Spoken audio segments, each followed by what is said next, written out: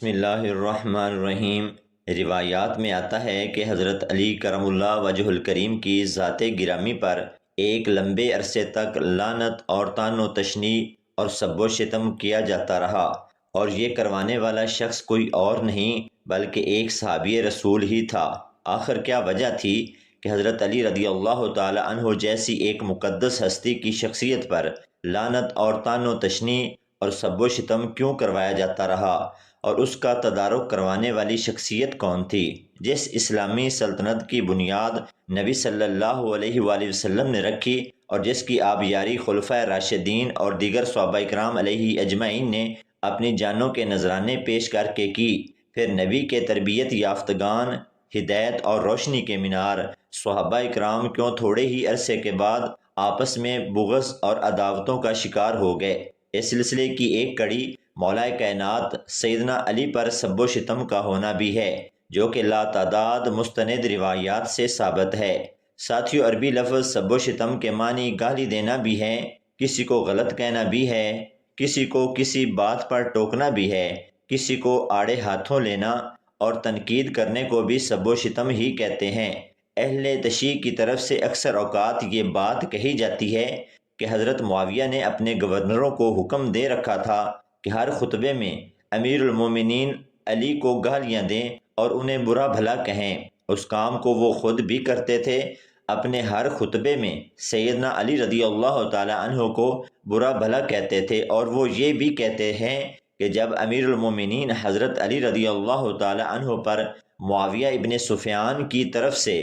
سب و شتم کرنے کی بات آتی ہے تو تعصب اور ناانصافی سے کام لیتے ہوئے مختلف علماء غلط بہانوں سے معاویہ کا دفاع کرتے ہیں، حالانکہ معاویہ نے اس کام کو ایک سنت میں تبدیل کر دیا تھا، لیکن اس کے باوجود یہاں پر لفظ سب و لعن کی توجیہ کرتے ہوئے معاویہ کے دامن پر کوئی دھبا نہیں لگنے دیتے۔ یہ کیسی انسانیت اور کیسا انصاف ہے کہ ممبر سے امیر المومنین علی پر معاویہ کی طرف سے سب و شتم کرنا تو کوئی بات نہیں، لیکن ابو بکر اور عمر پر سب و شتم کرنے سے مسلمان کافر بن جاتا ہے اور اس کی جان، مال اور ناموس سب حلال ہو جاتا ہے۔ کیا علی ابن ابی طالب رسول خدا کے صحابی نہیں تھے؟ کیا علی ابن ابی طالب رسول خدا کے خلیفہ اور جانشین نہیں تھے؟ کیا علی ابن ابی طالب رسول خدا کے داماد اور ان کی بیٹی کے شوہر نہیں تھے؟ کیا حضرت علی امام حسن امام حسین کے والد نہیں تھے؟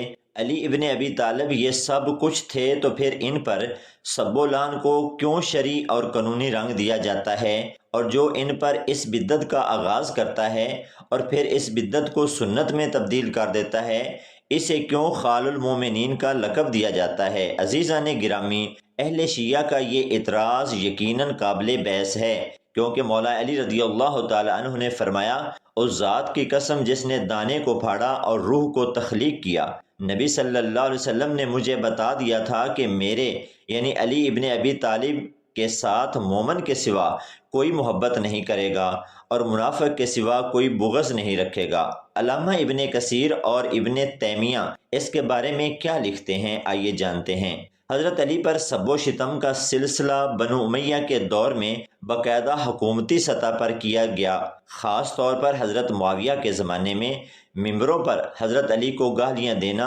ایک حکومتی پالیسی بن گئی تھی۔ امام مسلم نے اپنی صحیح مسلم میں روایت نقل کی ہے کہ حضرت سعد بن ابی وقاص سے کہا گیا، تم علی کو کیوں گالی نہیں دیتے؟ تو انہوں نے جواب دیا، میں اس شخص کو کیسے گالی دے سکتا ہوں جس کے بارے میں رسول اللہ صلی اللہ علیہ وآلہ وسلم نے فرمایا، جس کا میں مولا ہوں اس کا علی مولا ہے۔ صحیح مسلم کتاب فضائل الصحابہ حدیث نمبر 2408۔ یہ حدیث ثابت کرتی ہے کہ حضرت علی پر سب و شتم ایک تاریخی حقیقت ہے، اور صحابہ کرام میں سے کئی اسے ناپسند بھی کرتے تھے اور اس سے اجتناب کرتے تھے۔ جس طرح پہلے بتایا جا چکا ہے، سب علی کی روایت حکومت امویہ کے زیر نگین علاقوں کی مساجد میں تقریباً 65 سال 657 عیسوی تا 620 عیسوی تک جاری رہی۔ یہ روایت معاویہ بن ابی سفیان کے حکم پر جاری ہوئی۔ اس حکم کے تحت علی بن ابی طالب اور ان کے خاندان کو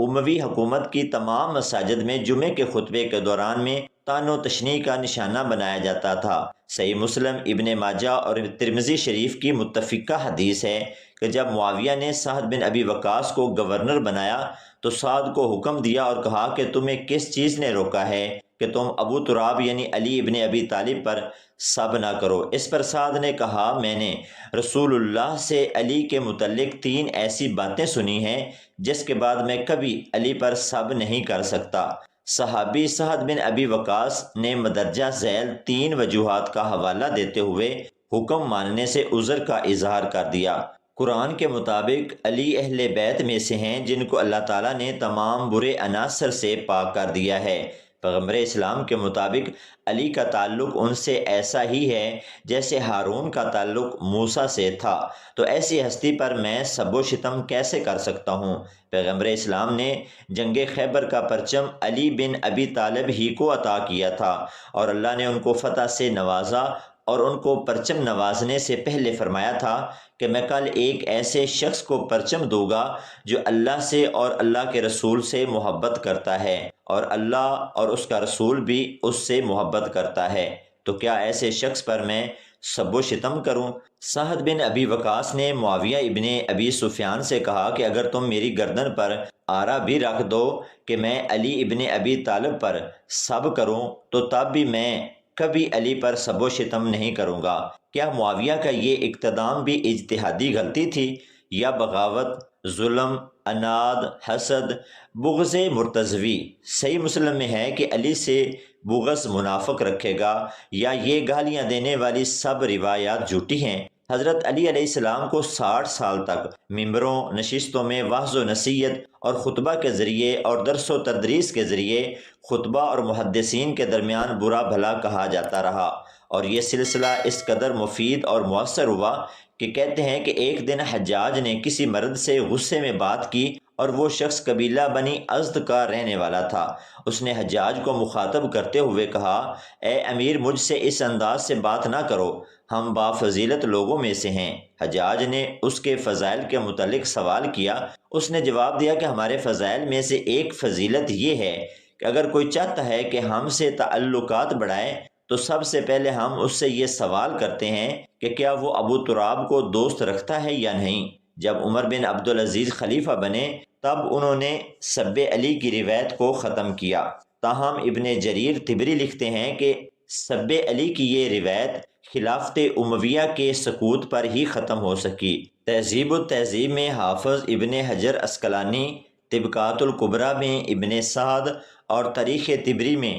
ابن جریر لکھتے ہیں کہ حجاج ابن یوسف نے محمد بن قاسم کو لکھا کہ حضرت عطیہ بن سعد اوفی کو طلب کر کے ان سے حضرت علی پر سب و شتم کرنے کا مطالبہ کرے، اور اگر وہ ایسا کرنے سے انکار کر دیں تو ان کو 400 کوڑے لگا کر داڑھی مونڈ دے۔ محمد بن قاسم نے ان کو بلایا اور مطالبہ کیا کہ حضرت علی پر سب و شتم کریں۔ انہوں نے ایسا کرنے سے انکار کر دیا تو محمد بن قاسم نے ان کی داڑھی منڈوا کر 400 کوڑے لگوائے۔ اس واقعے کے بعد وہ خراسان چلے گئے۔ وہ حدیث کے ثقہ راوی ہیں۔ معاویہ بن ابی سفیان سے ممبروں پر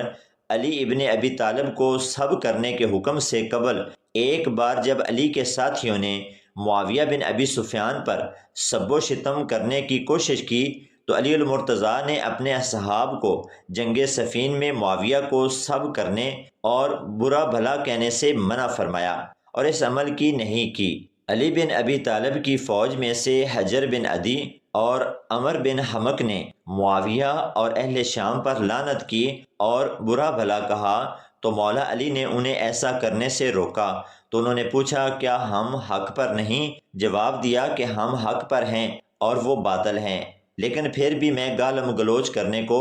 پسند نہیں کرتا ہوں، شاید وہ لوگ حق پر آ جائیں۔ اللہ پاک سے دعا ہے کہ اللہ پاک ہمیں اہل بیت اور صحابہ کرام کی پکی سچی محبت عطا فرمائے اور حضور صلی اللہ علیہ وآلہ وسلم کے اسوہ حسنہ پر عمل کرنے کی توفیق عطا فرمائے۔ آمین ثم آمین۔